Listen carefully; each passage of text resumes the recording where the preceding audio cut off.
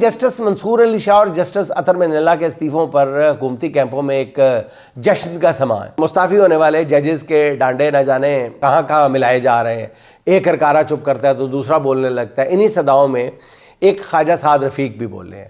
اس دور میں جب سچ کو جھوٹ سے الگ کرنا بہت مشکل ہو چکا ہے، ایسے میں خواجہ سعد رفیق کی صدا جو ہے وہ ایک غنیمت ہے۔ وہ کہتے ہیں کہ غیر جانبدارانہ نظر سے دیکھا جائے تو ججز کے استعفے پاکستان میں آئین، انصاف، قانون اور جمہوریت کی بالادستی کا خواب دیکھنے والے ہر فرد کے لیے لمحہ فکری ہیں۔ نظر آ رہا ہے کہ استعفوں کا یہ سلسلہ یہاں نہیں رکے گا بلکہ عدلیہ سے ہوتا ہوا پارلیمنٹ تک جائے گا۔ خواجہ سعد رفیق صاحب مزید کہتے ہیں، بڑا زبردست جملہ بولا ہے خواجہ صاحب نے، کہ ہر مخالف کو نہ تو پکڑا جا سکتا ہے اور نہ ہی اس کو ملک دشمن قرار دیا جا سکتا ہے۔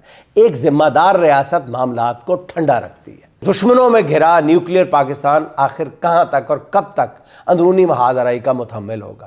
درینہ تنازعات کے حل کے لیے نئے تنازعات کو جنم دینا دانشمندی نہیں کہلاتا۔